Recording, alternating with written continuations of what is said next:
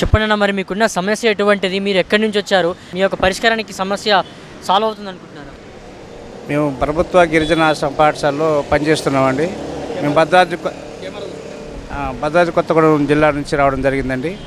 మేము దాదాపుగా రాష్ట్ర వ్యాప్తంగా 1804 మంది కాంట్రాక్ట్ ఉపాధిలో పనిచేస్తున్నాం ఆశ్రమ పాఠశాలలో.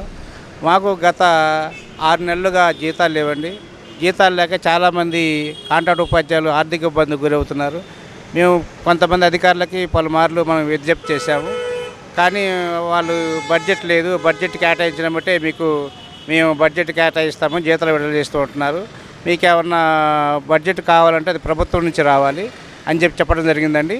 దానికి అనుగుణంగా మేము ప్రజావాణిలో ఆర్థిక శాఖ మంత్రి శ్రీ బట్టి విక్రమార్క గారి కలవడానికి వచ్చామండి. కానీ వారు పండగ సందర్భంగా వాళ్ళ సొంత ప్రాంతానికి వెళ్ళారట.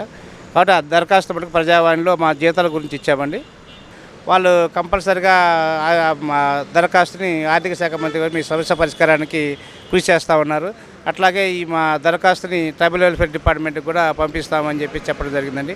కావున మా యొక్క విజ్ఞప్తి ఏంటంటే 6 నెలలుగా 7 నెలలుగా జీతాలకు చాలా ఇబ్బంది పడుతున్నామండి.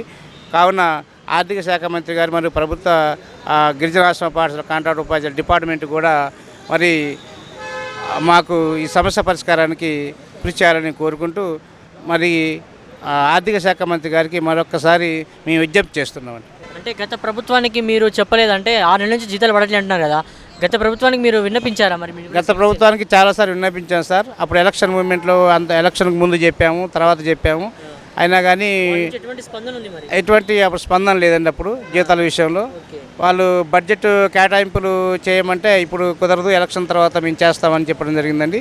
ఈలోగా ఈ జరిగిన పరిణామాల్లో మా జీతాలన్నీ ఆగిపోయినాయండి. మేము చాలా సఫర్ అవుతున్నాం సార్. అది 6 నెలలుగా ఒక కాంట్రాక్ట్ ఉపాధ్యాయుడు జీతాలు లేకపోతే ఎలా ఉంటుందో ఒకసారి మీరు ఊహించుకోవాల్సిందిగా కోరుతున్నాం సార్.